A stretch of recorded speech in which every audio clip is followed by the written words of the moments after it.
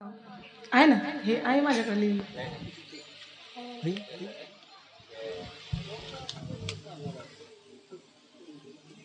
कार्तिक महाराज हिंगोलीकर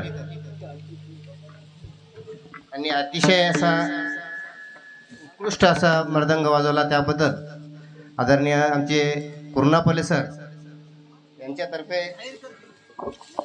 यांच्यातर्फे त्यांना 500 रुपयाचं बक्षीस दिलेलं आहे. कारण पुढचं कीर्तन सुद्धा त्यांनी चांगल्या प्रकारे वाजवावं यासाठी, म्हणून त्यांचं एकदा खूप जोरात टाळ्या वाजवून अभिनंदन करा.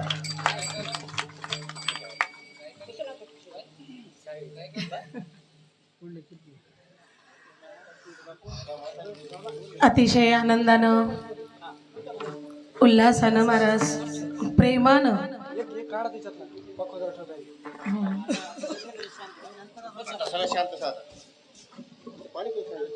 थोडा आमच्या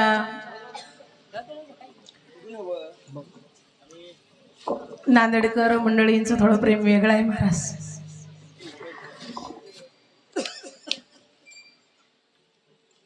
बहीण भावावर प्रेम करते.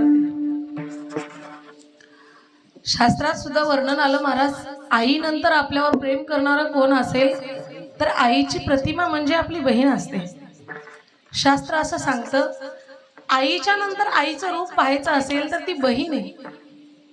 बहिणीमध्ये आपली आईला शोधता येतं किंवा आईचं प्रेम तिच्या रूपामध्ये दिसतं. मला बहिणीसारखं प्रेम करणारे, मला बहीण मानणारे आमचे ज्ञानदादा, ज्यांचं नाव आहे, तुम्हा सगळ्यांना त्यांचा परिचय आहे, पण ते माझ्यासाठी ज्ञानदादा आहेत. मी त्यांची मुक्ताई आहे. असे आदरणीय हरिभक्त परायण आपल्या भागाचं एक वैभव आहे महाराज, ज्यांच्यामुळं बरेचशी ही लेकरं सुद्धा आज संप्रदायामध्ये पुढे आलेली आहेत. जिथं कोणी नाही तिथं आपल्यासारख्या लेकरांना पुढं करून, आपल्यासारख्या ज्या समाजातले पडके आहेत, ज्यांच्याकडे कुणाची नजर नाही, अशा लेकरांना एकत्रित करून त्यांना हा वारकरी संप्रदायाचं शिक्षण देणं म्हणा, त्यांना ज्ञानामृत पाजवणं म्हणा, ज्ञानेश्वरीच्या रूपानं, ज्ञानेश्वरीच्या पारायणाच्या रूपानं घराघरामध्ये ज्ञानेश्वरी नेण्याचा तो त्यांचा जो संकल्प होता, यंदा तर किती मोठ्या संख्येने तो पूर्णाहुतीला आलेला आहे. आता पुढच्या वर्षी पूर्णच होणार आहे. जेवढे ज्ञानेश्वरी मधल्या ओव्या आहेत, एकेका ओवी इतकं एक ज्ञानेश्वरीचा पारायण करणारा माणूस असं जोडलं, असा भक्त जोडला त्या दादांनी. आणि आपल्या महाराष्ट्रामध्ये, संपूर्ण महाराष्ट्र आज ज्ञानेश्वरीचं पारायण केलेलं आहे. त्यांचं नाव आहे आदरणीय हरिभक्त परायण राम महाराज पांगरेकर नांदेडकर. त्यांच्यामुळं आज आपल्या महाराष्ट्रात आम्ही वारकरी परिवार आज आनंदाने नांदते महाराज. या आम्ही वारकरी परिवाराला एक मोठं कल्पवृक्षाचं रूप आज मिळालं. आधी कल्पवृक्ष असं आहे, त्याच्या खाली बसून तुम्ही काही मागा ते द्यायला तयार आहे महाराज, काही द्यायला तयार आहे. असं ते कल्पवृक्ष आज मोठं झालं. माऊली ज्ञानोबारायांनी सुद्धा म्हणलेलं आहे, इवले से रोप लाविले द्वारी, त्याचा वेणू गेला गगनावरी. तो एक संकल्प झाला. आज दुसरा हा संकल्प आहे की संत शिरोमणी सद्गुरु गोरोबा काकांच्या रूपानं आपल्या सकल समाजाला एकत्रित करावं. तळागळाला आज आपला समाज गेलेला आहे, जो कुठेतरी संत संप्रदायापासून, वारकरी संप्रदायापासून, आपल्या मूळ स्वरूपापासून विभक्त झाला. त्या समाजाला एकत्रित करून ज्ञानामृत देण्याचं काम, हे दुसरं काम आहे महाराज. सगळ्यांना एकत्रित करा. एक महात्म्याचं वाक्य आहे, संघटित व्हा, संघर्ष करा.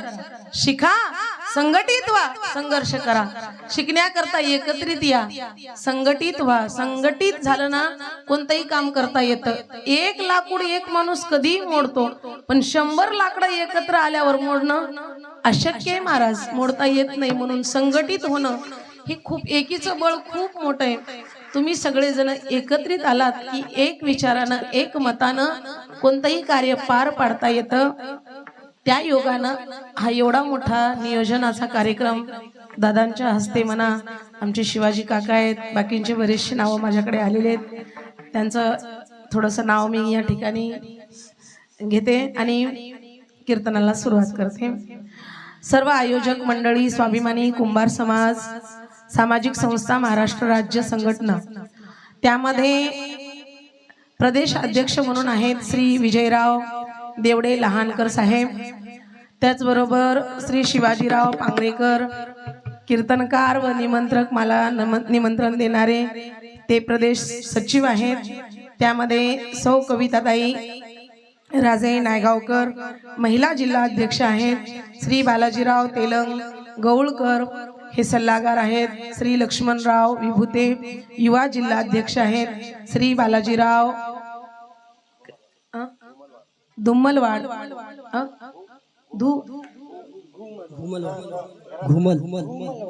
धुमलवाड, युवा प्रदेश अध्यक्ष व सर्व पदाधिकारी, आणि ज्यांच्या माध्यमातून मला इथं येण्याचा योग आला, पुनश्च एकदा त्यांचे सुद्धा मी आभार मानते.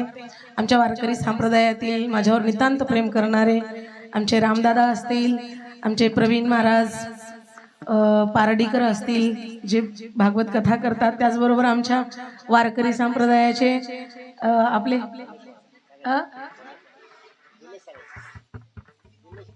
दिनेश दादा आहेत, त्याचबरोबर सर्व पदाधिकारी, आणि ही वारकरी संप्रदायातून आलेली आमचे पकवाज मास्तर, गायन करणारे आमचे सुभाष दादा, त्याचबरोबर आलेली आमचे सगळे मंडळी आहेत, विनेकरी बाबा आहेत, ही लेकरं आहेत वारकरी शिक्षण संस्थेतली आहेत, त्याचबरोबर ही लेकरं आहेत जी माझ्या वारकरी शिक्षण संस्थेतली आहेत. आम्ही यंदा नवीन वारकरी शिक्षण संस्था सुरुवात केलेली आहे. तुम्ही किती वर्ष झालं वारकरी संस्थेत? यंदाच राहता, ठीक आहे. तुमचं जास्त काय म्हणता येईल, प्रयत्न जास्त आहे आणि अतिशय काय म्हणा प्रयत्न जोमाने आहेत. अगदी सुंदर तुम्ही कार्य करता. तुमच्यासारखी बुद्धी आमच्या लेकराला यावं, तुमचा आशीर्वाद त्यांनाही मिळावा, है ना. तुमच्यासारखं ते पण नाचले पाहिजे. हा, मृदंग साधना वारकरी शिक्षण संस्था जवळा बाजार, माऊली महाराज कदम यांच्या संस्थेतून ही लेकरं आलेली आहेत. महाराज खूप सुंदर, अतिशय सुंदर. मी तर म्हणते घराघरात कीर्तनकार झाला पाहिजे, घराघरात कीर्तनकार झाला पाहिजे, घराघरात भागवतकार झाला पाहिजे. महाराज घराघरात मृदंगमणी तयार झाला पाहिजे, घराघरात भजन झालं पाहिजे. विठ्ठल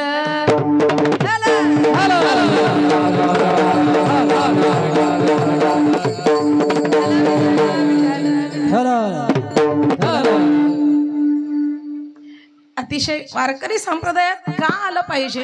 कारण आहे महाराज, वारकरी संप्रदायामध्ये कोणत्या अंधश्रद्धेला तडा जाऊ दिला जात नाही किंवा कोणत्याही अंधश्रद्धेचं पालन पोषण केल्या जात नाही, कोणत्या अंधश्रद्धेला जवळ घेतल्या जात नाही, खोटं कुणालाही बोलल्या जात नाही. हे वारकरी संप्रदायाचं पहिलं प्रभुत्व आहे, ज्यामध्ये तुम्हाला तुमचं हिताचं सांगितलं जाईल, खरं सांगितलं जाईल, धर्माचं सांगितलं जाईल. तुम्हाला चांगलं वाटो अथवा वाईट वाटो, पण तुमच्या जे हिताचं आहे ते गोड बोलून म्हणा किंवा वाईट बोलून म्हणा, संत महात्मे प्रेमानेही शिकवतील तर तुम्हाला धर्म शिकवतील, थोडस रागाने बोलून जरी शिकवतील पण धर्म शिकवतील. कारण धर्माचे पालन करणे पाखंड खंडन, हेच आम्हा करणे काम बीज वाढवावे नाम. हे करत असताना प्रेमानं बोलतात तुकोबाराया, सगळ्यांना एकत्रित घेतात. यारे यारे लहान थोर हे म्हणणारे माझे तुकोबाराया. समाजावर प्रेम करत असताना तुकोबारायाची अनेक भाषा आहे महाराज. बुडते हे जन न देखवी डोळे तो कळावा,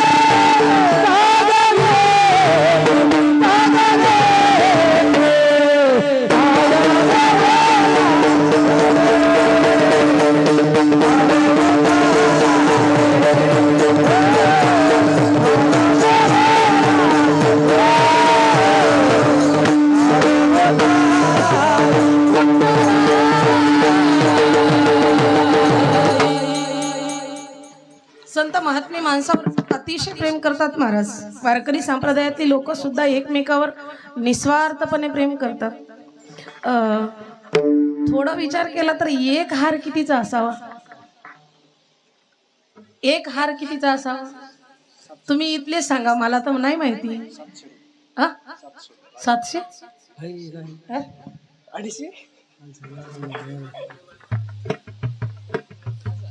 काय सांगावं महाराज. अशी हार एका मागून एक महाराज बुजून जाईल इतकी हार टाकल्या जातात. कशामुळं सांगा ना. काय प्रेम आहे याचं एका कवीनं चिंतन मांडलं महाराज. काय कृपा आहे, काय काय मोठी कृपा आहे भगवंताची. तरी माणसं रडतात, तरी माणसं दुःखी आहे, सदैव रडत राहतात. देवाने मला काय दिलं असं म्हणतात महाराज. त्यांना मला सांगायचे, देवानं भरपूर आपल्याला दिलंय, फक्त आपण त्याचा चांगला उपयोग केला पाहिजे. बघा, कवीनं गोड चिंतन मांडलं. त्यांनी सांगितलं, तुला काय पाहिजे रे? देवाकडे जा म्हणे. का उगा वेड्यासारखा बसला? जा देवाकडे, सांग देवाला, देवा तुझी जर ही किमया नसती ना तर मला काही शक्य नसतं, हे काही मिळालं नसतं. काय प्रेम करतात लोक. कशामुळं मिळालं? मुझे तूने मालिक बहुत कुछ दिया है, मुझे तूने मालिक बहुत कुछ दिया है, तेरा शुक्रिया है, तेरा शुक्रिया है. अगर जो न मिलती रहमत तुम्हारी, अगर जो न मिलती रहमत तुम्हारी, तो दुनिया में क्या थी औकात मेरी. मुझे तूने जीने के काबिल बनाया, तेरा शुक्रिया प्रभु, तेरा शुक्रिया. काय दिलं महाराज? देवाची जर रहमत मिळाली नसती, देवाचा आशीर्वाद जर मिळाला नसता, काय लोक मानले असते आपल्याला? काही हार घातली असती, काही पूजा केली असते? नाही महाराज, नाही केली असते. का एवढी पूजा होते? तर आपण कुठेतरी भगवंताच्या सानिध्यामध्ये आहोत, या संतांच्या संगतीमध्ये आहोत. या एवढा मोठा लाभ आपल्याला संतांच्या संगतीमध्ये होतो. संगती पंगती देवा सवे घडे, ही फक्त वारकरी संप्रदायाची रीत आहे महाराज. म्हणून वारकरी संप्रदायामध्ये तुम्ही या, इथं परमात्म्याची भेट करून देणारे संत आहेत महाराज. संत स्वतः केले आणि ते तुम्हा आम्हाला सांगितले. संतांचं चरित्र पहा. ज्यांची मूर्ती प्राण प्रतिष्ठा आपण आज केलेली, त्यांचं थोडंसं चरित्र पहा तुम्ही. तुम्हाला सगळ्याला जवळपास माहित आहे, तरी सुद्धा सांगते, थोडक्यात सांगून जाते. गोरोबा काका माऊली ज्ञानोबारायांच्या समकालीन संत आहेत. त्या काळामध्ये सकल संतांनी एकत्रित येऊन गोरोबा काकांचं वय थोडस मोठं असल्यामुळं सगळे त्यांना प्रेमानं काका म्हणत होते. आता आपल्या नांदेड जिल्ह्याचं एक वैभव आहे महाराज. आपल्या नांदेड जिल्ह्यामध्ये मामासाहेबांना मामासाहेब म्हणलं जातं. आपल्याकडे एक संत होऊन गेले, ज्यांना संभाजी महाराज मार्ताळेकर असं त्यांचं नाव आहे, पण आपण त्यांना मामासाहेब मार्ताळेकर, मामासाहेब या नावाने संबोधतो. तसं काकांना त्या काळामध्ये काका ही पदवी मिळाली होती. आधी करून संत सगळे वयाने लहान असल्यामुळं काकांना काका म्हणत होते. काकांची भक्ती एवढी नितांत परमात्म्यावर होती. घरामध्ये मध्यमवर्गीय असल्यामुळं जेमतेम परिस्थिती होती. काम करावं तर पोट भरावं ही परिस्थिती काकांची होती. घरामध्ये पती पत्नी आणि एक लेकरू, एक मुलगा होता. लहानसं कुटुंब. सकाळी उठावं, पण भगवत भक्तीचा इतका रंग अंतकरणामध्ये चढला होता. रंग कसा चढावा? आतही रंग चढावा आणि बाहेरही.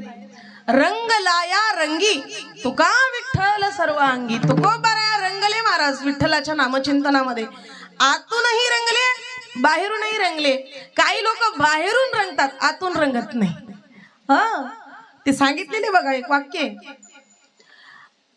आपका दिखावा कितना भी अच्छा हो, आपका दिखावा कितना भी अच्छा हो, भगवान तो आपको आपके नियत से ही जानते हैं।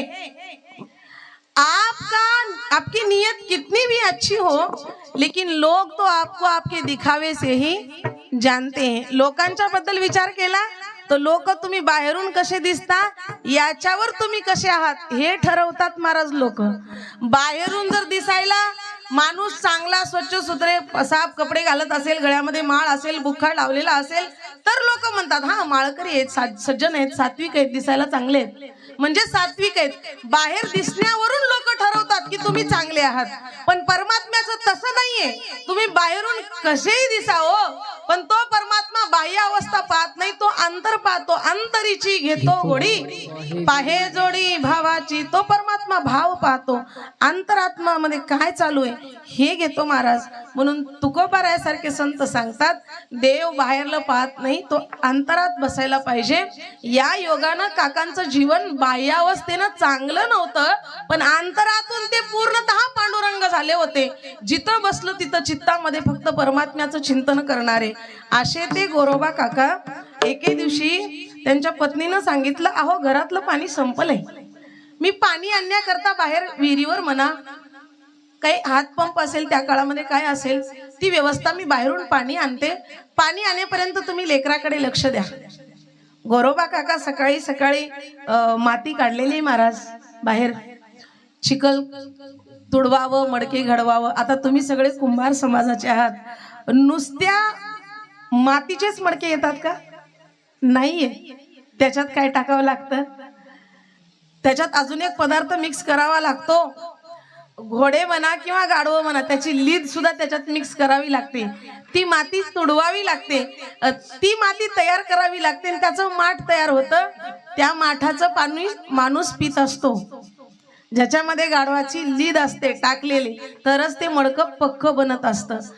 ते सगळं जे मिसळायचं ते मिसळून घेतलेलं आहे, पाणी टाकलेलं आहे, चिखल तुडवणं गोरोबा काकांचं चालू झालेलं आहे। आणि ते चिखल तुडवता तुडवता पत्नीनं सांगितलं, अहो लेकराकडे लक्ष द्या, मी पाणी घेऊन येते। बाळ खेळणं चालू होतं महाराज, लहान लेकरू आहे 2 वर्षाचं, त्याला जास्त काही ज्ञान नाहीये, पण ते बाबा माती तुडवतात आणि काका माती तुडवत तुडवत तुडवत तुडवत भगवंताचं भजनामध्ये रंगून गेले। तो पांडुरंग परमात्म्याचं ध्यान मनामध्ये केलं आणि ती मूर्ती परमात्म्याची डोळ्यामध्ये उभी राहिली। सुंदर ते ध्यान उभे विठेवरी, सुंदर ते ध्यान उभे विठेवरी,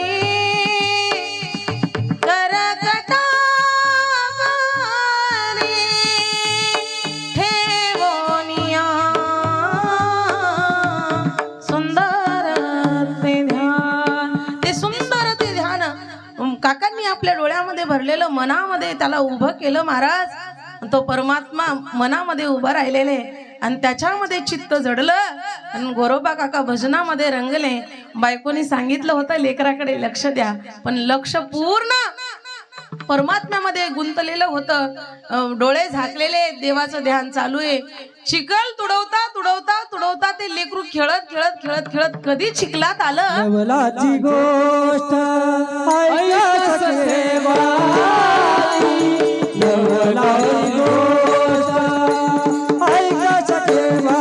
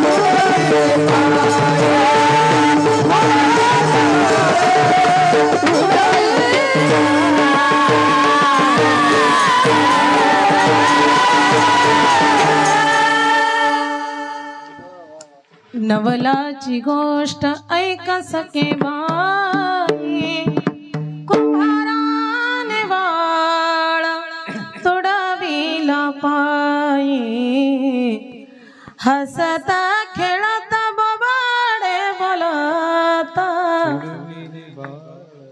तुडविले बाळ.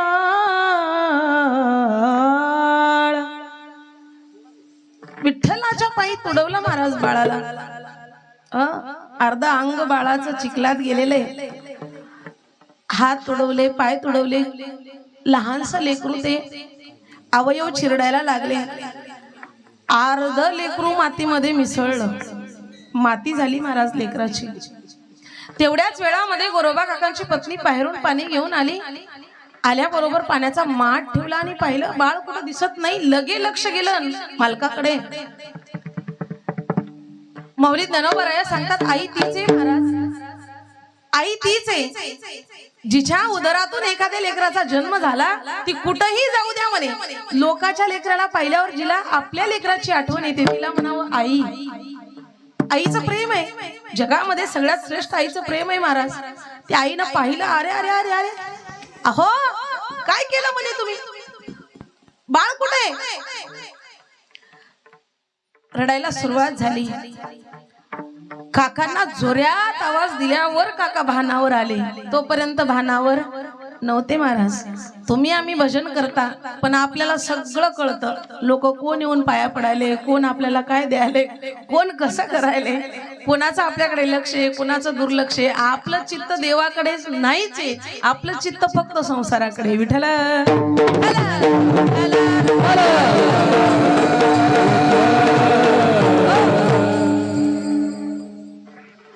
काकांचं लक्ष तोपर्यंत चित्त नव्हतं, तोपर्यंत देह भानावर नव्हते महाराज. देहावरच नव्हते. भक्त ऐसे जाणार जे देह उदास झालेले महाराज, वृत्ती उदास झालेली आहे. हाता काय करावं, घाम सुटला गोरोबा काकांना. एकच लेकरू झालं होतं, वंशाचा दिवा. आता त्यालाही आपण पायाखाली तुडवलं महाराज. करावं तरी काय, काळजी पडली. पण झालेला प्रकार तर झाला. वारकरी संप्रदायात असे की संत महात्म्यांना जास्त काळजी सुद्धा नसते महाराज. कारण त्यांना माहित आहे देव उभा मागे पुढे उगवी कोडे संकट त्या परमात्म्याला माहिती. माऊलिया माझे पांडुरंग, माऊलिया माझे पांडुरंग.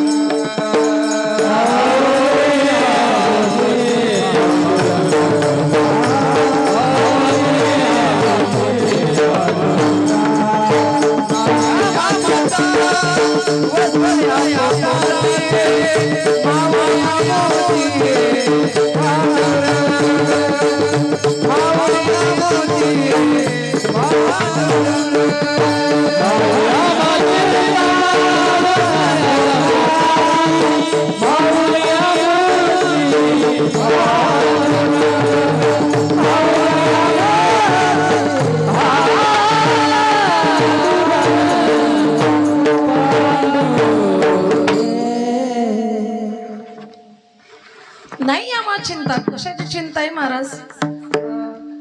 संत कबीरदास महाराजांचं एक वाक्य आहे, संत न बांधे गाठडी पेट समाता जाय, साई कहे जहा मागे वहा दे. काय गरज आहे महाराज फकीराला गटोडं बांधून ठेवायची. सकाळी उठलं की दुसरं गाव, घरासमोर गेल्याबरोबर ताजी भाकर भेटते तर भाकरी जमवायच्या कशाला. संत महात्म्यांचं असं चरित्र आहे, त्यांना काही देणं घेणं नाहीये. देव आहे ना तो आपल्याला सगळं काही देईल महाराज. तुकोबा राहायचं त्या संदर्भाने एक अभंग आहे, आवडीने भावे हरिनाम घेसी तुझी चिंता त्यासी, सर्व आहे नको खेद करू कोणत्या गोष्टीचा, पती लक्ष्मीचा जाणत तसे. तो जाणतो तुला काय लागतं, काळजी करायची गरज नाही, फक्त आवडीनं त्याचं नाम घे. होणारी गोष्ट होऊन गेली महाराज. जे करायचं केलं. बरेच दिवस झालं रागामध्ये गोरोबा काकाच्या पत्नीनं रागामध्ये येऊन, तुम्हाला पांडुरंग परमात्म्याची आण आहे, तुम्ही मला अंगाला हात लावायचं नाही म्हणे. काय केलं तुम्ही, मला समजावू नका, माझ्या जवळ येऊ नका, हे काय करून ठेवलं, माझ्या बाळ खाल्लं तुम्ही.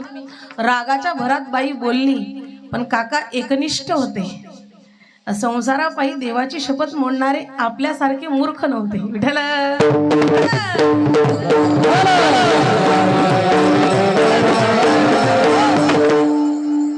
माणसं हल्लीच्या काळामध्ये बऱ्याचशा शपथा घेतात महाराज, शपथा घेऊन मोडतातही. ते देवालाही सांगतात, देवा एवढी बार सांभाळून घ्या बरं, तुमची शपथ खाली होती पण मोडली. देवालाही सांगतात. देवालाही सांगायला सुद्धा लाजत नाही महाराज. तुम्ही ही जुन्या काळातली माणसं काही जवळ बसा, त्या लोकांना विचारा. सहज आजकालच्या काळामध्ये लेकरं बोलत असताना, मोबाईलचा युग आहे, इमानदारीनं म्हणतात. आपण ऐकतो बऱ्याचदा, इमानदारीनं खिशात पैसे नाही, दुसऱ्या खिशात बरोबर 5,000 असतात तरी तो इमानदारीनं नाही येत पैसे असं म्हणतो. पण तुम्ही जुन्या माणसांच्या जवळ बसा महाराज, त्यांना विचारा ती इमानदारी म्हणजे काय नेमकं, त्याच्याबद्दल थोडं सांगा. म्हटल्यानंतर ती जुनी माणसं म्हणतात, या इमानदारीसाठी काही वेळा माणसं मरून गेली पण इमानदारी शपथ म्हटले नाही. एवढी इमानदारी मोठी आहे आणि त्या लोकांनी एवढी छोटी करून ठेवली. हा काळ आहे महाराज. त्या काळातले माझे गोरोबा काका, त्यांना पत्नीनं रागात म्हटलं, देवाची शपथ आहे तुम्हाला, मला हात लावायचं नाही. त्या शपथीवर अटळ झाले माझे काका. वर्ष झालं तरी बाईकडे पाहायचं नाही. अगदी बहिणीसारखा संबंध येऊ लागला. घरामध्ये केलेलं जेवण खायचं, आपापली कामं करायचे.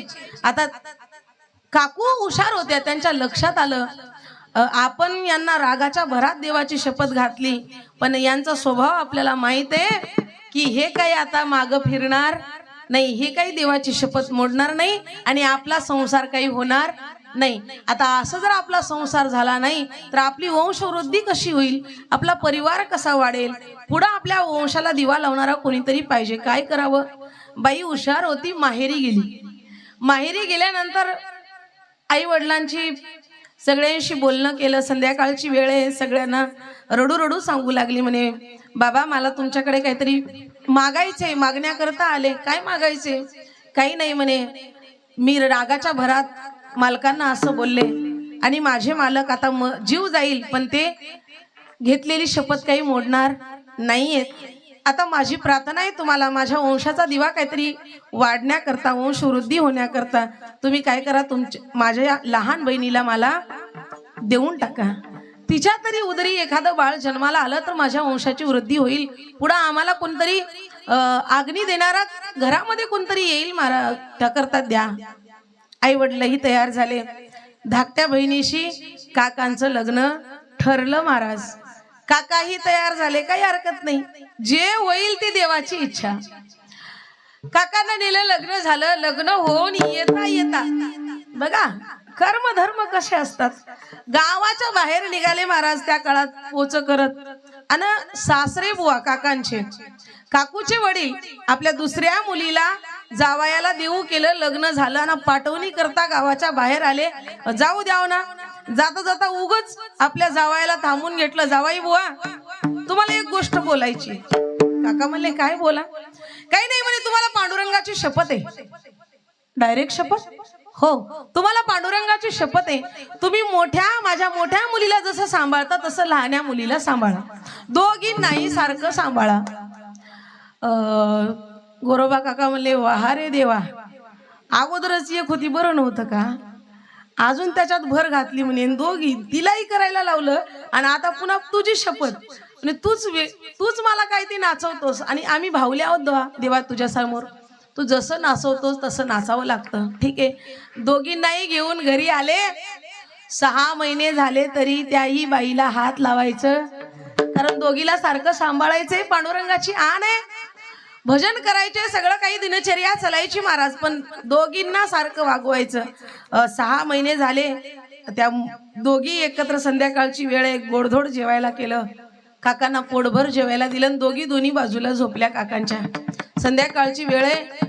हे म्हणले, देवाची शपथ हे तर नाही मोडणार, पण आपण काय करू, आपण तरी प्रयत्न करू. दोन्ही बाजूला झोपल्या आणि दोघींनी एक हात उचलून आपल्या अंगावर घेतला. दोघींनी एक हात उचलून आपल्या अंगावर स्पर्श झाला ना झाला की काका झटकन उठले, उठून बसले महाराज.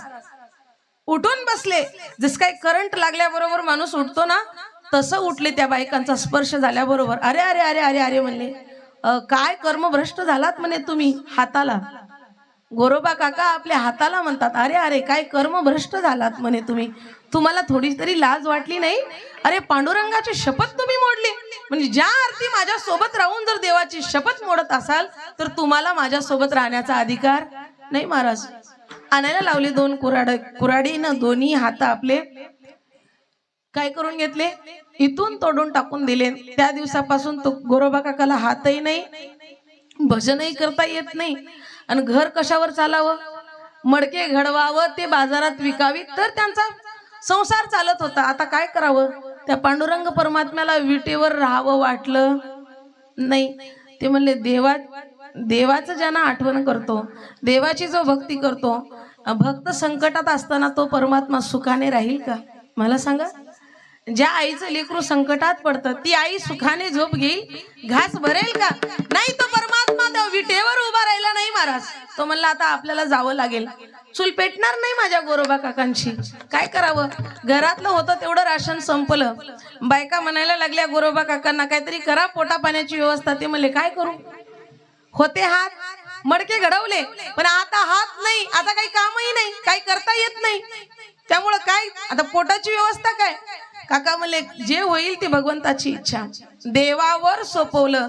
परमात्म्यावर ज्या दिवशी माणूस देवा तुझ्याशिवाय आता मला कोणी नाही हे अंतकरणातून परमात्म्याला सांगतो, त्या दिवशी देवालाही वाटतं की आता याला आपण गेलं पाहिजे, याला साह्य आपण झालं पाहिजे. साह्य झाला पांडुरंग दिला अभ्यंतरी संग. परमात्मा साह्य होतो महाराज. परमात्मा विठेवर उभा न राहता तो एका म्हाताऱ्या कुंभाराचा वेश घेतला आणि गोरोबा काकांकडे येऊन तो मडके घडू लागला. अशा पद्धतीने गोरोबा काकांचा संसार पांडुरंग परमात्म्याने करून दिला. कशाचा हा फायदा आहे तर केवळ आणि केवळ भगवंताची भक्ती केली, अखंड देवाचं नामचिंतन केलं, तेही अंतरातून केलं, बाह्यांगातून नाही महाराज. अशी वृत्ती माझ्या गोरोबा काकांची झाली. जिकडं पाहावं तिकडं देव दिसू लागला. सृष्टीमध्ये सगळीकडे परमात्मा दिसणं, असे डोळे गोरोबा काकांना आले. हरी व्यापक सर्वत्र समाना, भाव से प्रगट हुई मैं जाना. हरि व्यापक सर्वत्र समाना, भाव से प्रगट हुई मैं जाना. ही वृत्ती कधी निर्माण होती महाराज, ज्या दिवशी आम्ही डोळ्यानं पाहतो ते मनामध्ये उतरवतो. भागवतामध्ये गोड चिंतन आलं बघा. शरीरानं पाप करत असताना 80% जबाबदार म्हणलेले भागवतामध्ये. शरीरामध्ये तुमच्या सगळ्यात महत्वाचा भाग जर कोणता असेल तर डोळे आहेत महाराज. 80% कोण्याही पापाला भागीदारी, 80% जिम्मेदार कोण असतील तर ते डोळे आहेत. कसे डोळे आहेत, डोळ्यांनी पाहिलं की ते मनात उतरतं, मन त्याच्या मागं लागतं. झाडावर पिकलेला आंबा आहे, कशाला दिसतो रे बाबा, झाडावर पिकलेला आंबा कोण कसं दिसतं, कशाने दिसतं, डोळ्याने दिसतं. खावं कोणाला वाटतं, तोंडाला. कोण जातं झाडाकडे, कोण जातं, पाय जातात. दगड कोण मारतं, हात. आंबा खाली पडला, खातं कोण, तोंड. आणि तेवढ्यामध्ये आंब्याच्या झाडाचा मालक याव आणि त्याने 2 रट्टे माराव, कोण खातं, मार. मार खाते पाठ. आंबा खाऊ वाटतो कुणाला, तोंडाला. पाहतं कुणी, डोळे जर पाहिले नसते तर मार बसला असता नाही. डोळ्यांनी पाहिलं, डोळे महत्वाचे आहेत, लक्ष देऊ नाही का. डोळ्यांनी सगळं काही होतं. सूरदास महाराज अगोदर डोळे होते महाराज. सूरदास महाराजांना त्यांनी आपले डोळे गुढे केले. सांगितलं होतं या डोळ्याला, डोळे तुम्ही घ्या रे सुख, पहा विठोबाचे मुख. डोळ्याला सांगितलं अरे त्या पंढरीच्या रानाला तू पहा, दुसरीला पाहू नको. पण ते डोळे ऐकले नाही महाराज, नको ते काहीतरी पाहायला लागले. ते म्हणले डोळे कशाला, ते जर आपलं ऐकत नसतील तर ठेवायचं नाही डोळ्यांना. त्या दिवशीपासून सूरदास महाराज आंधळे झाले. डोळे 80% भागीदारी आहेत बापाला, म्हणून डोळ्यांना सांभाळून ठेवा बरं, चांगलं पाहत चला. काही डोळे इतके पवित्र आहेत की लोकांचं सोयाबीन पाहावं वाटत नाही. काही डोळे एवढे पवित्र आहेत महाराज की दुसरा मोठा होत असताना पाहावं वाटत नाही. त्याच्यामुळं सावध राहा. डोळ्यांना चांगलं पाण्याची काय लावा, सवय लावा महाराज. हे डोळे चांगले पाहिले ना, देखिला डोळा बैसला म्हणी. जे डोळ्यानं पाहता ते मनात बसतं, तोची वदनी उच्चारी. ज्या गोकुळातल्या स्त्रिया आहेत त्यांनी देवाला पाहिलं, एकदा पाहिलं, परिणाम काय झालं, तो डोळ्यामध्ये बसला, तो अंतकरणात उतरला आणि त्याचंच सतत देवाचं नामचिंतन मुखावाट घडू लागलं. परमात्मा डोळ्यानं अंतकरणात शिरतो, तो चित्ताचा विषय होऊन बसतो. म्हणून चित्तामध्ये शुद्धी होण्याकरता, अंतकरण शुद्ध होण्याकरता अगोदर डोळे शुद्ध झाले पाहिजे. डोळ्याला सांगा देवाला पहा, कानाला सांगा ऐक, कान तुम्ही ऐका रे कान माझ्या विठोबाचे गुण. तुम्ही ऐका, देवाचे गुणगान ऐका. लोकाची टिंगल टवाळी ऐकू नका, साडी चुगली ऐकू नका. लक्ष देऊन ऐका माझ्या माय माऊल्यांनो.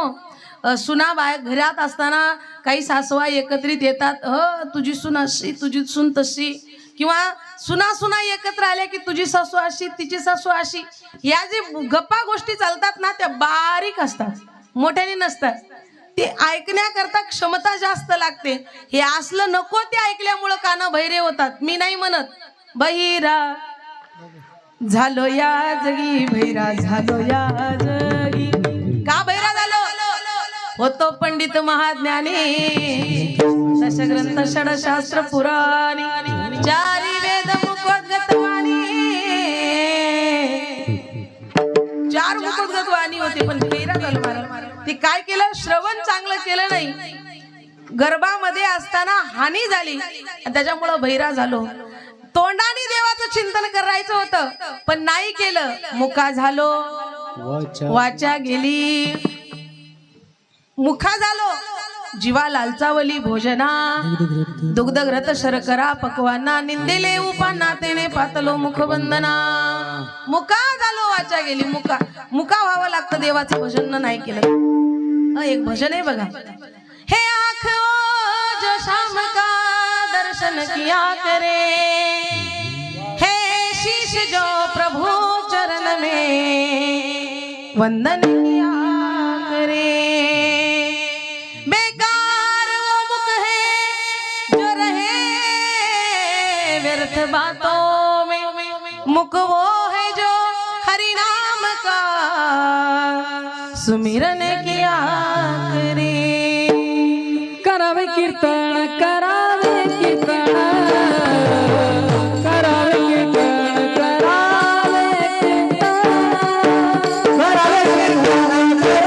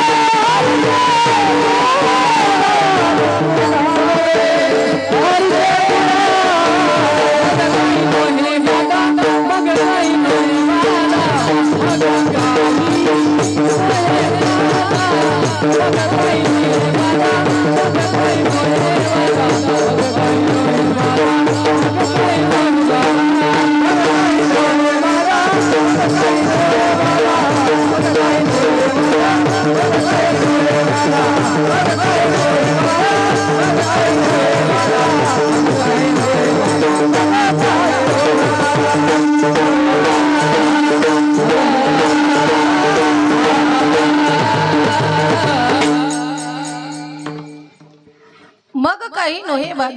देवाचं भजन करा महाराज. देवाचं भजन केलं ना तर काही लोक गेलेत, मूर्ती निघून गेली पण कीर्ती अजरामर आहे. लक्ष देऊन ऐका. काही माणसं आज आपल्या सोबत नाहीये, पण आजही त्यांचा सुगंध दरवळत आहे. आनंद या जीवनाचा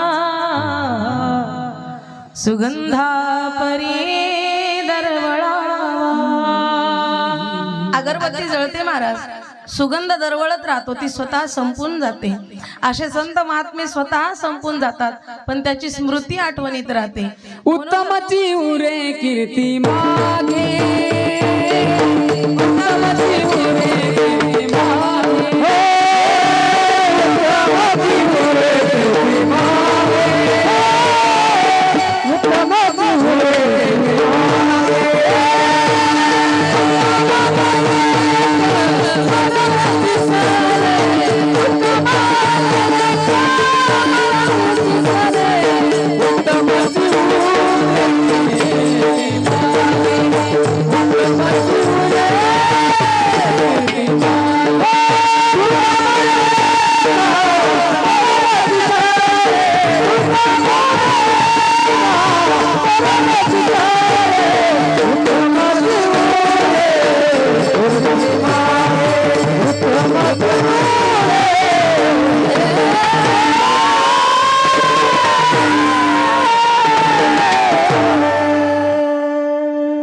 माणसं निघून जातात महाराज, स्मृती मात्र राहून जाते. मर कर भी अमर नाम है उस जीव का जग में, प्रभु प्रेम में बलिदान जो जीवन किया रे.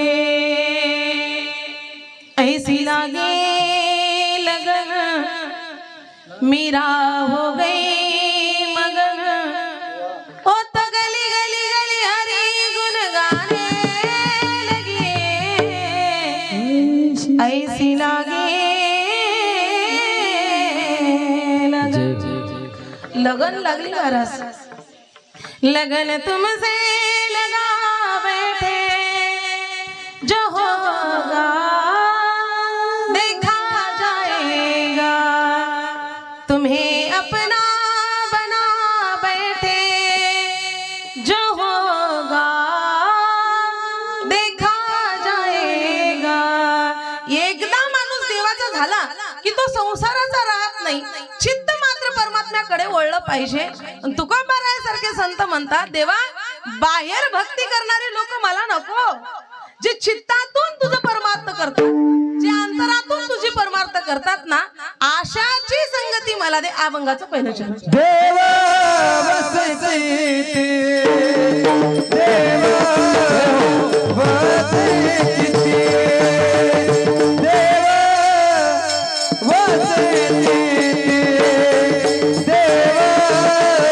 वसते देव वसते देव वसते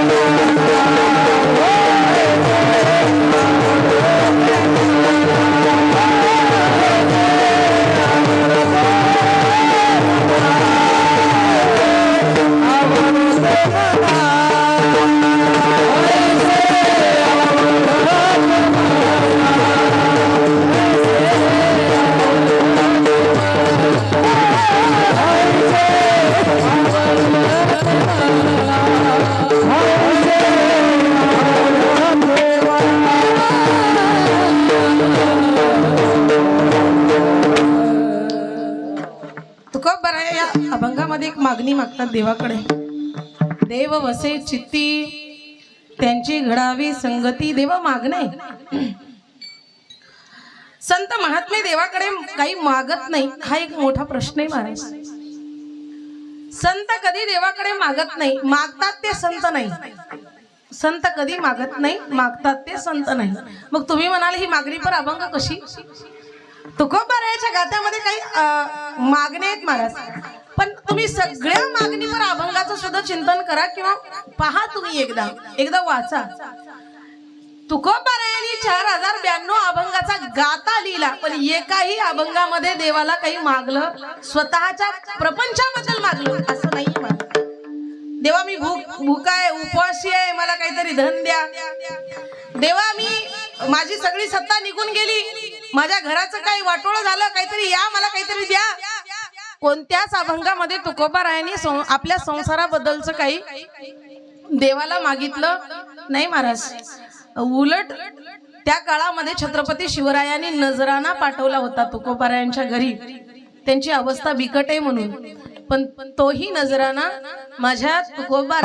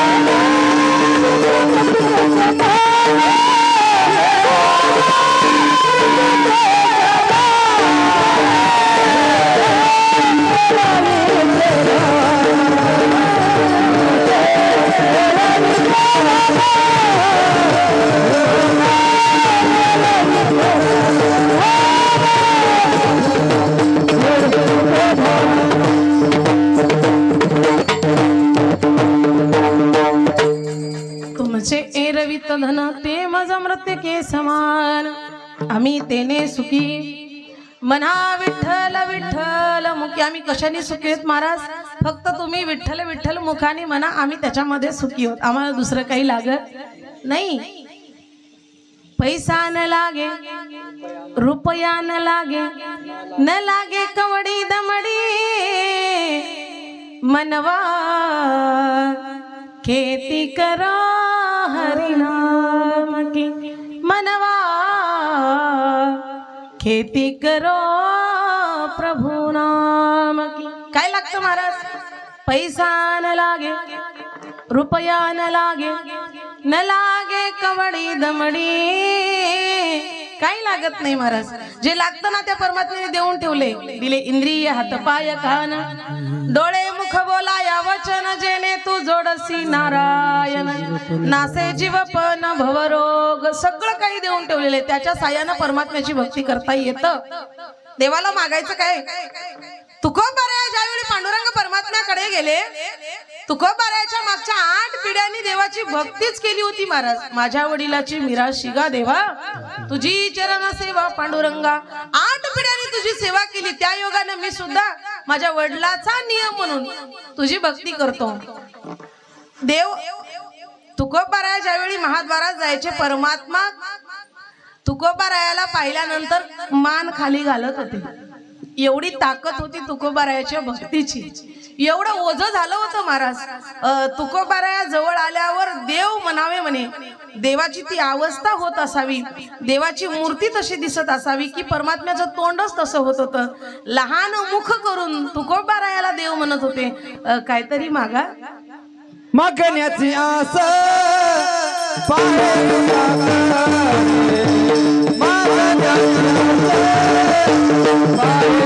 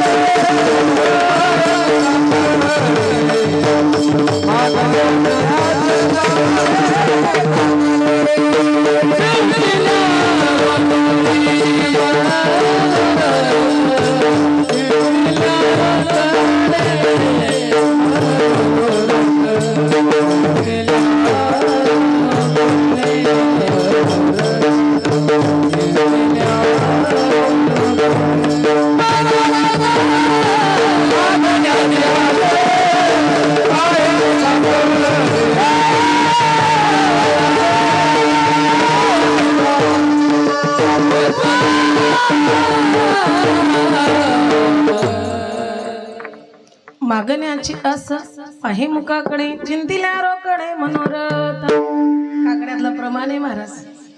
परमात्म्याशी केलेला हा संवाद आहे. तुकोबारायचं असं म्हणणं असावं, ज्यांना देवाला काही मागायचे ना त्यांनी फक्त देवाच्या तोंडाकडे पहा, देव देऊन टाकून देतो. ज्यावेळी तुकोबाराय देवाच्या समोर गेले, परमात्म्याने मान खाली घातली. हळू करुणेच्या आवाजामध्ये तुकोबारायला देव म्हणतात, काहीतरी मागा. देवा मनसी काही मागा मागा हेच देगा पांडुरंगा. हे मागणे महाराज. देवा मागा मागाच म्हणतोस ना. मी ज्यावेळी येतो तेव्हा मागा मागा म्हणतो. मागा म्हणत असतील, मनसी काही मागा मागा हेच देगा पांडुरंगा. दे, पण मी जे मागेल ना ते दे. तुझ्या मनाने देशील तर मी घेणार नाही. मग त्यावेळी तुकोबारायांनी देवाला मागितलं. काय मागितलं? देव वसे चित्ती त्याची घडावी संगती. ज्याच्या चित्तामध्ये तू आहेस ना त्याची संगती मला घडावी. माग शास्त्रकारांनी मागणं हे अशुद्ध सांगितलं महाराज. कुणाकडे मागण्यापेक्षा मरण आलेलं बरं. आणि दुसराही सांगितलं, एखादी गोष्ट आपण एखाद्याला मागितलं आणि ती गोष्ट त्याच्याकडे असून त्यांनी दिली नाही तर त्याला सुद्धा शास्त्रकारांनी दोष सांगितलं. मागण्याची वेळ येऊ नये, पुढच्याकडे असताना सुद्धा तो देत नसेल तर त्याला काय अर्थ आहे. आजकालचे कलियुग आहे महाराज. थोडासा युग फास्ट झाला. दोन मित्र एकत्र आले, त्या मित्र बैठक झाली, मस्त एकत्र राहत होते. काही दिवसांनी एक मित्र गावाला गेला आणि त्याला काम पडलं. त्यांनी फोन केला, हॅलो मित्रा कुठं आहेस? शेतामध्ये आहे. काय चालू आहे? काही नाही, काम चालू आहे. बघ मला थोडं अर्जंट 500 रुपयाचं काम पडलं, फोन पेनी पाठव. मी इथं अडकलो, 500 रुपयाचं काम आहे, फोन पेनी पाठव. हे शब्द ऐकल्याबरोबर तो मित्र म्हणतो, काय म्हणतोस? ऐकू येत नाही. काय म्हणतोस? दूर करतो महाराज मोबाईल. 500 रुपये मागितल्याबरोबर मित्र वनव्यामध्ये गारव्यासारखा तो मित्र पैसे मागितल्याबरोबर मोबाईल बंद करतो महाराज.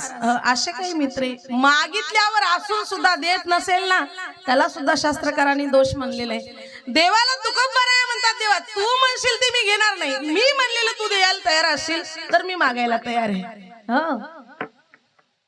तर मी मागायला तयार आहे. मग तुकोबाराय म्हणतात, मी जे मागल ते तू दे. काय दे? ज्याच्या चित्तामध्ये तुझा वास आहे अशी लोक, त्यांच्या संगतीत मला राहण्याची इच्छा आहे महाराज. देव वसे चित्ती त्याची घडावी संगती. त्यांची संगती पाहिजे देवा. त्यांच्या संगतीत राहण्याची आस आहे. आस आहे मनामध्ये. संगती बघा, थोडासा अभंग किती गोड आहे. देव वसे चित्ती म्हणजे पहिल्या कडव्यामध्ये तुकोबाराया म्हणतात त्याचं चित्त शुद्ध पाहिजे, त्याच्या चित्तामध्ये तू पाहिजे. तशाची संगती पाहिजे. संगती महत्वाची आहे. तशाची संगत भेटली ना ते माझ्या मनाला आवडतं. तो मनाचा विषय झाला ना की मग त्याच्या सहवासामध्ये राहिल्यामुळं तुझी भेट होते, पुन्हा तुझंच नामचिंतन होतं. आणि तशी जीवन जगणं हे धन्यतेचं जीवन आहे. असं जीवन जगत जगत संतांच्या संगतीमध्ये जीवनाचा शेवट होत असेल ना तर ते मला तुझ्याकडे मागायचे, दुसरं नको. विठ्ठल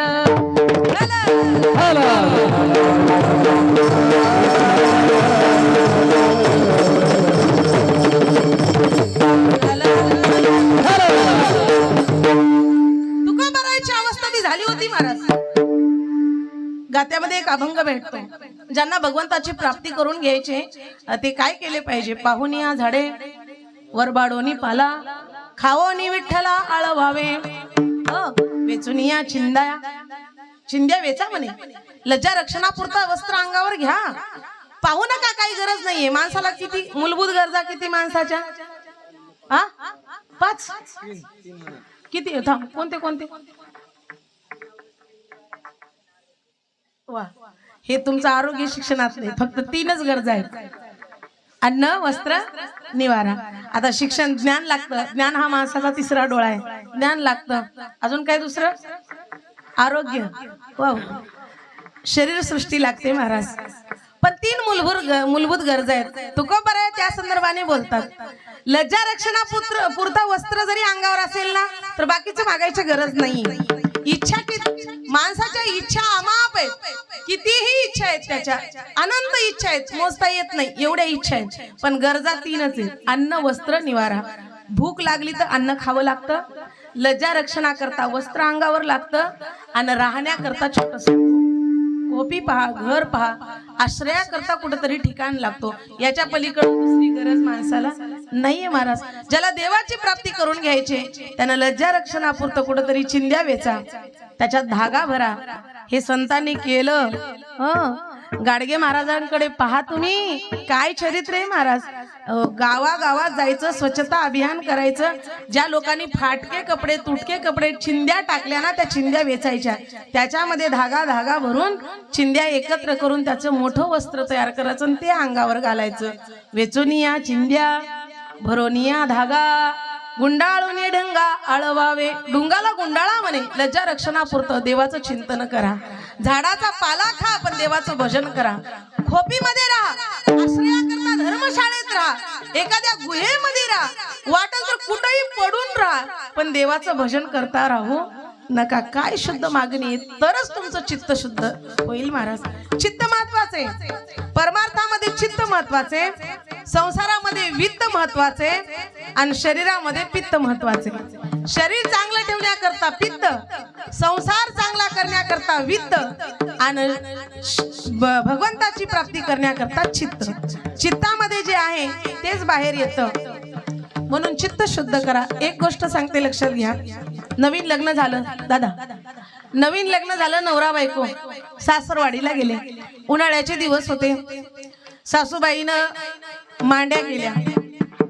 त्याला तर तुम्ही काय म्हणता इकडं, मांद्या ना, धिरडे.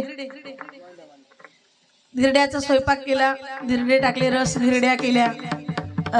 नवरा बायकोला जेवायला दिलं. जेवण हमखास आनंदाने त्या जावयाला आवडलं. नवीन लग्न झालं होतं, नवीन जावाई होता. जेवायला केलेलं ते पोटभर खालं. ते घराकडे परतून आलं. घरी आल्यावर 8-10 दिवस झाल्यावर ते बायकोला म्हणतं, हे बघ, मला तेच खायचे जे तुझ्या माहेरी केलं होतं, मला तेच खायचे जे माहेरी केलं होतं. ती 2-4 दिवस राहिल्यामुळे बरेचसे पदार्थ आईनं केले होते, ती विसरून गेली. नेमकं काय खाल्लं होतं तुम्ही, काय खाल्लं होतं. नवऱ्याला काही आठवना महाराज. नवरा म्हणतो, ते मी खाल्लेलं, ते मी खाल्लेलं, ते मी खाल्लेलं. बायको म्हणते, नेमकं तुम्ही काय खाल्लं.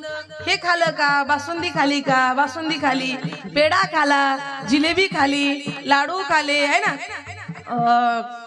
सकाळी उठून नाश्त्याला तुम्ही भजे खाले, वडे खाले, इडली खाली, डोसा खाला. कोणता पदार्थ करून देऊ सांगा ना. सगळ्या पदार्थांची लिस्ट सांगू लागली. पण तो म्हणतो, ते नाही, जे आईनं केलं होतं तेच. आता त्याला सांगता येईना, हिला काही सूचना महाराज. दोघांची बोलण्याचे भांडण झालं. तो एक लाकूड काढला, मोठा रट्टा असा लाकूड काढून तो भडवायला लागला आपल्या पत्नीला. नवीन लग्न झालेलं, पण ती आपण म्हणलेलं करून देत नाही म्हणून तो मारायला लागला. मारलं पाठ सारी. तिची काय झाली, लाकडाने मारल्यामुळं कशी झाली, पाठीला सगळे वळव सालसाडी निघून गेल्या, वळव उमटले. जवळच एक म्हातारी राहत होती शेजारी. ती म्हातारी धावत पळत आली. काय झाली रे, काय झाले रे, एवढ्या नवीन पोरीला का मारतोस, का मारतोस, काय झालं. पण काय मारलास रे म्हणे, लेकराची पाठ धिरडी सारखी झाली. काय मारलास म्हणे, पोरीला किती मारलंस रे तू, पोरीची पाठ सारी धिरडी वनी झाली. म्हणल्याबरोबर ते म्हणलं, हेच कर म्हणलं होतं तिला, हेच कर म्हणलं होतं तिला, पण ती ऐकत नाहीये. हे म्हणजे धिरडी. हे चित्तात बसलं होतं महाराज. नाव माहित नव्हतं पण चित्तात बसलं होतं. जे चित्तात बसतं ते त्याला माणूस विसरत नाही. पण तुकोबाराया म्हणतात, चित्त महत्वाचे. चित्त नाही ना मी तरी ते व्यर्थ. काही करा महाराज, दिवसभर जरी पूजा केलं पण चित्त जर नामामध्ये नाही, चित्त जर आपलं कीर्तनात नाही, धंड देवळात चित्त पायतनात. काही लोकांना वाटत असं उग येऊन फसलो आपण. कीर्तन काही वेळेवर सुटत नाही, घरी काही लवकर जायला भेटत नाही, आलो मात्र फसलो महाराज. काही लोकांना वाटतं आहे ना, फसलो. चित्त आपलं इथं नसतं. घरी राहिलो असतो मस्त. आपले काहीतरी सिरियल राहिले असतील ना आता दररोज बाहेरचे. महिला मंडळींची सिरियल 12 वाजेपर्यंत असतात. पुरुष मंडळीचे सुद्धा काहीतरी सिरियल असतात. कोणती पिक्चर असतात.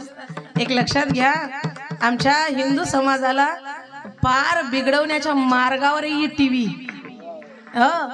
पार पूर्णपणे रास्त करायला लागली आमची हिंदू संस्कृती. हे टीव्ही चॅनल वाले काय त्याच्यावरती सिरियल लागलेले आहेत.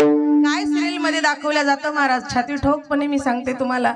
काय त्या सिरियल मध्ये एकीचा नवरा दुसरी सोबत प्रेम करतो, तिसरी सोबत लग्न करतो, पुन्हा पहिली सोबत राहतो. काय चालवलं त्या लोकांनी, काय दाखवायला लागले? ही आपली संस्कृती नाहीये. इथं राम राज्य चालतं, इथं सीता आहे महाराज. सीता ती रामासोबतच शोभून दिसते, म्हणून आम्ही आमच्या रामाची सीता आहोत. म्हणून आम्ही आगाव कोणत्याही संस्कृतीला बळी पडायचं नाही. आम्ही कोण आहोत? आम्ही सीता आहोत, सावित्री आहोत, अहिल्या आहोत, द्रौपदी आहोत. आम्ही या वंशात जन्माला आलेले आहोत. आम्ही कुंती माता आहोत, आम्ही अंजनी आहोत, आम्ही जिजाऊ आहोत. आमच्या पवित्र कुशीमध्ये शिवबा जन्म घेतो, आमच्या पवित्र कुशीमध्ये राम जन्म घेतो, आमच्या पवित्र कुशीमध्ये भगतसिंग जन्माला येतो, आमच्या पवित्र कुशीमध्ये एखादा आंबेडकरासारखा महात्मा जन्माला येतो. आम्ही शूद्र नाही आहोत, आम्ही कमी नाही आहोत, आम्ही भारताच्या नारी आहोत. म्हणून मला सांगायचे तुम्हाला, हे टीव्ही पाहत असाल तर त्या टीव्ही चॅनलवर सिरियल न पाहता एखादं देवाचं काहीतरी पाहत चला. वारकरी संप्रदायाबद्दलचं पाहत चला, रामकथा पाहत चला, भागवत कथा पाहत चला. त्याच्यावर तुम्हाला ज्ञान मिळेल आणि ज्ञानावर माणूस भगवंताला जाणून घेऊ शकतो. महाराज, देव देव पाहण्यासारखी वस्तू नाहीये, देव ज्ञान आहे. ज्ञानानं देवाला आकळता येतं, नामानं देवाला आकळता येतं. नाम देवापर्यंत पोहोचवतं आणि ज्ञान देवाला दाखवतं. म्हणून ज्ञान आणि नाम दोन्हीची सांगड जर जीवनामध्ये घालायची असेल, एक जीवनामध्ये ज्ञानेश्वरी घ्या आणि एक तुकोबारायाचा गाथा घ्या. विठ्ठल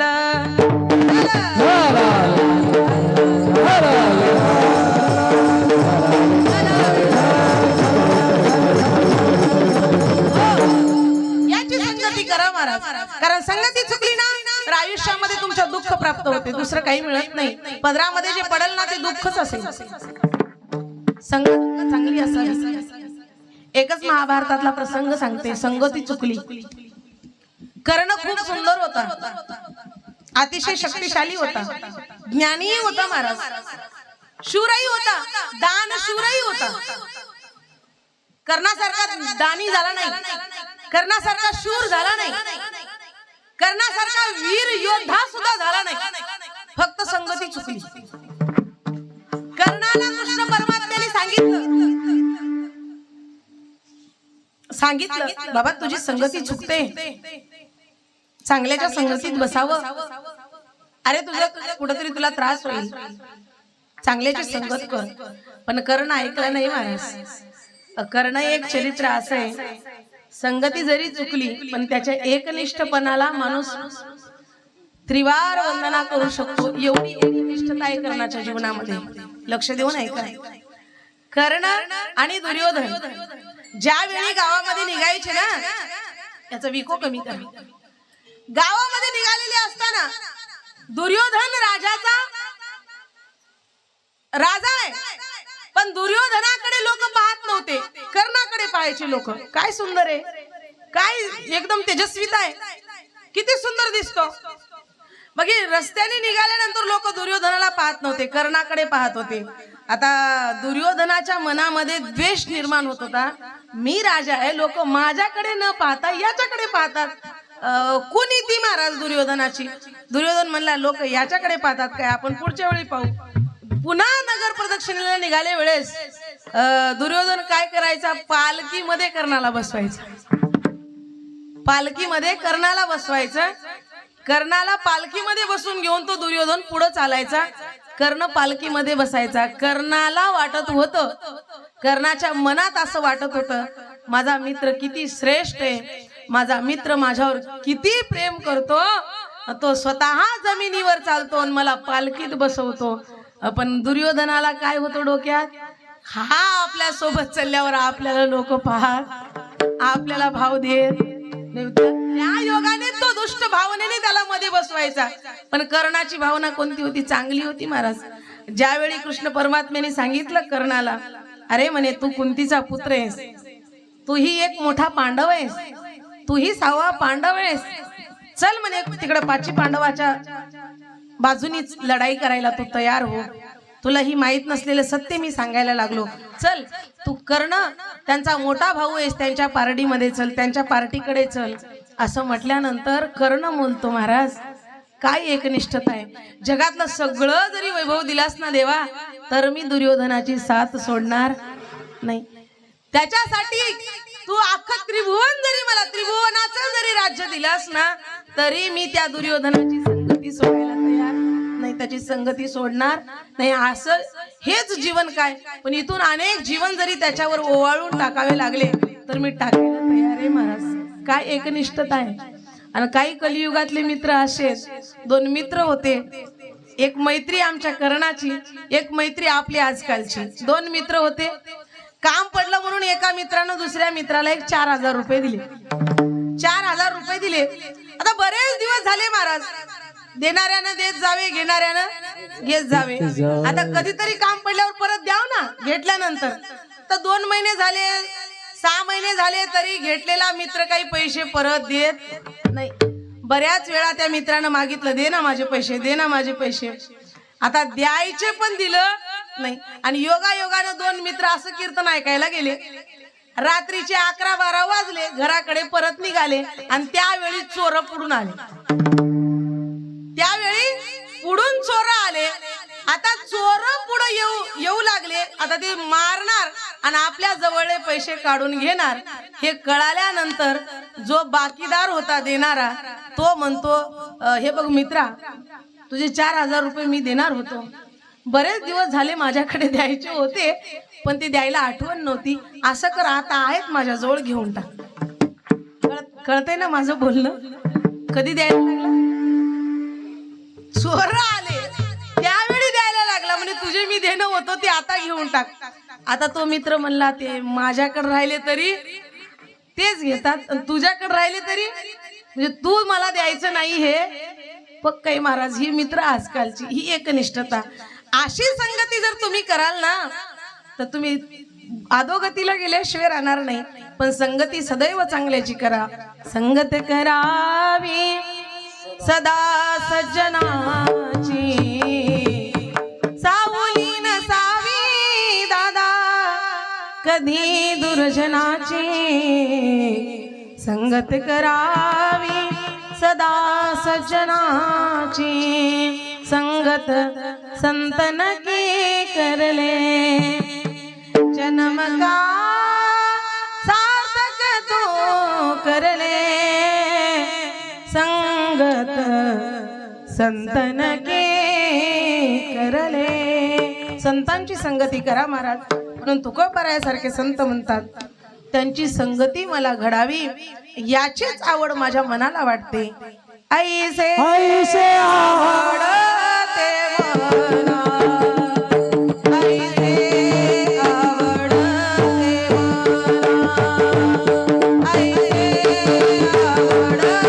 मना, ऐसे आवडते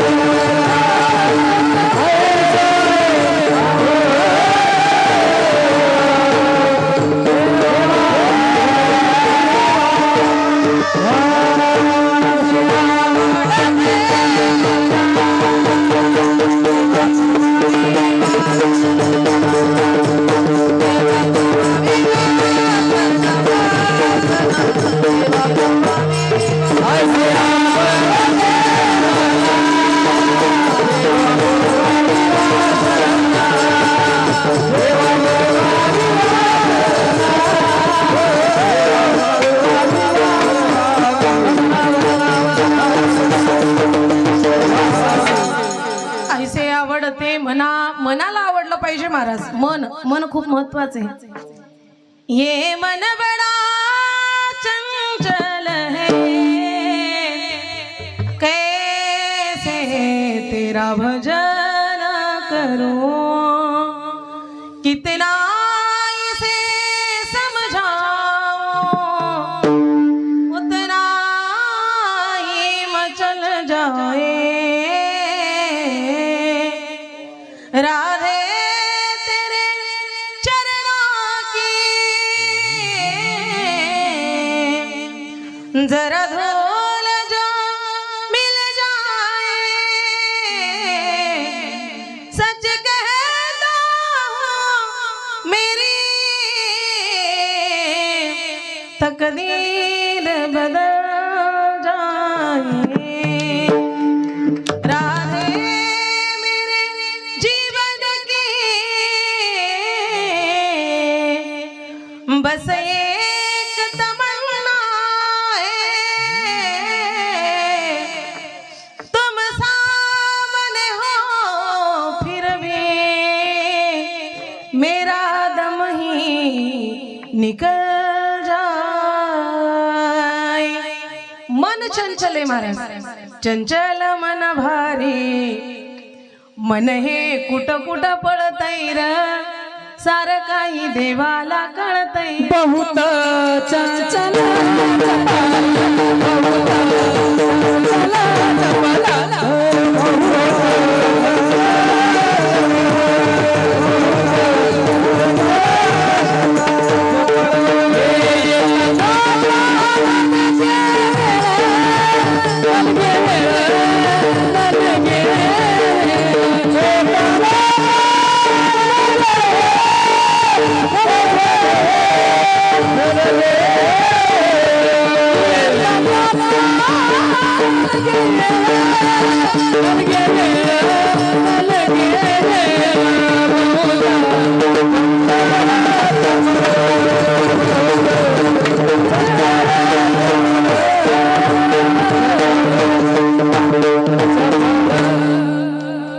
मन अगोदर हातामध्ये घेता आलं पाहिजे.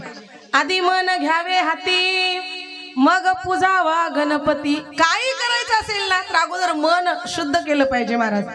मन करा रे प्रसन्न, सर्व सिद्धीचे कारण. सगळ्या सिद्धीचं कारण काय असेल तर मन आहे महाराज. मन चांगलं असेल ना की माणूस कीर्तनात बसतो. मन चांगलं असेल तर कीर्तन ऐकतो. मन चांगलं असेल तर मनाने परमार्थ करता येतो. मनामध्ये खूप शक्ती आहे महाराज. काही लोक मानस पूजा करणारी असतात. शास्त्रकारांनी त्यांचं वर्णन दिलं. मानस पूजा करणारी लोक सुद्धा भगवंताची प्राप्ती करून घेऊ शकतात. मनाने देवाची पूजा करायची. मनाने तुकोबारायांनी आपल्या मनाला सुद्धा उपदेश केला महाराज. आई किरे मना, तुझ्या स्वहिताच्या खुना, पंढरीचा राणा मना माझी स्मरावा. मनाला सुद्धा उपदेश केला महाराज. जनाला सुद्धा उपदेश केला. उठा सकळ जन, उठले नारायण. सगळे उठा म्हणे. उठा जागे वारे आता, स्मरण करा पंढरीनाथा. सगळ्यांना उठवलं महाराज साधू संत महात्म्यांनी. पण मन महत्वाचे. मन जर परमार्थाकडे जायला तयार नसेल. काही लोकांचं मन खूप विचित्र आहे. डॉक्टरांनी सांगितलं तुम्हाला डायबिटीज आहे, गोड खायला जमत अजिबात गोड खायचं नाही. काही लोक म्हणतात खायचं नाही ना, ठीक आहे. काही लोक एवढे अधीन झालेले आहेत महाराज, खाणार नाही पण मिठाईच्या दुकान समोर जवळ उभं राहतात. काका तुम्हाला खाऊ नको म्हणले ना, कशाला उभं राहिलं? काही नाही म्हणे, फक्त वास घेतलं तरी समाधान. मास एवढी त्यांची वास नाही महाराज की वास जरी घेतलं ना तर मन समाधान होतं, पण मन तिथं गेल्याशिवाय राहत नाही. मन वढाळ आहे महाराज. बहिणाबाईनं सांगितलं मन वढाळ वढाळ उभ्या पिकातल ढोर. मन वढाळ वढाळ किती हाकला हाकला. किती महाराज किती ओढा तुम्ही. एक भजन आहे बघा.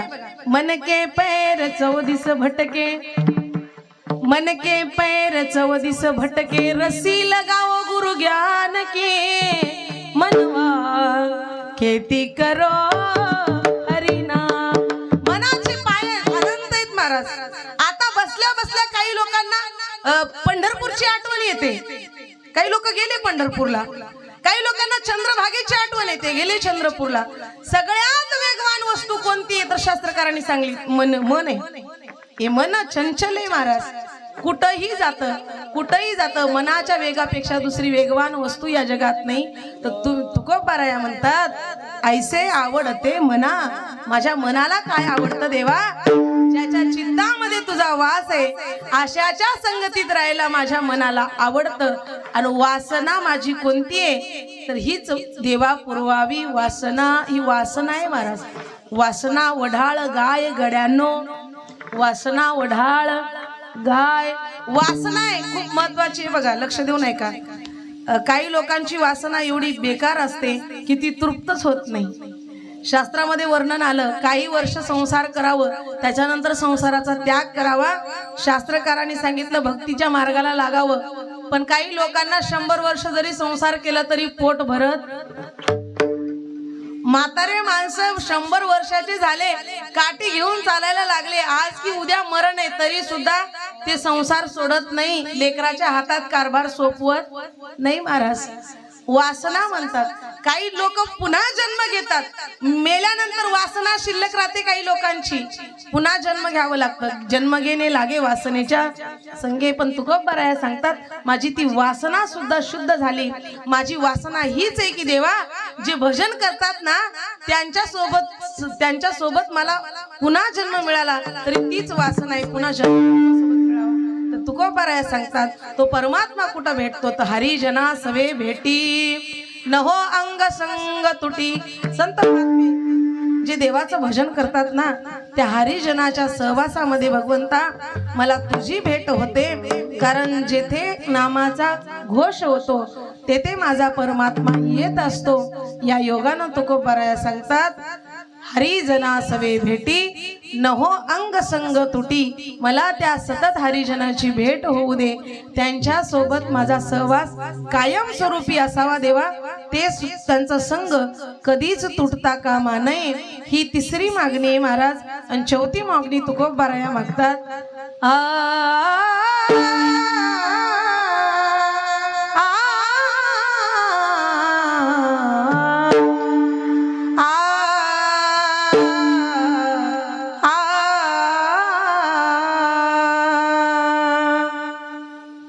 तुका म्हणे जीले तुका म्हणे जीले तुका म्हणे जीले तुका म्हणे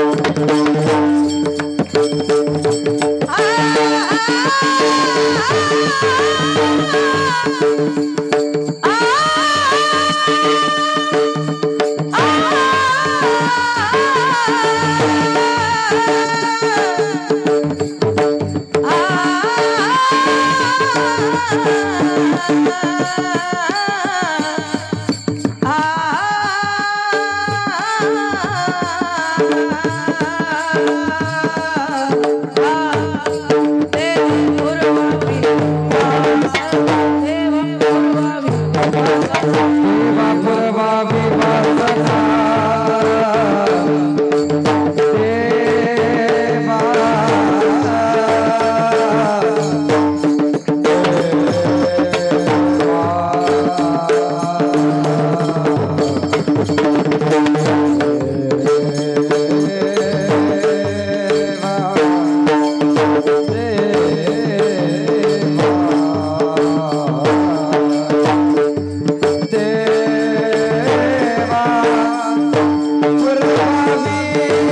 वाजना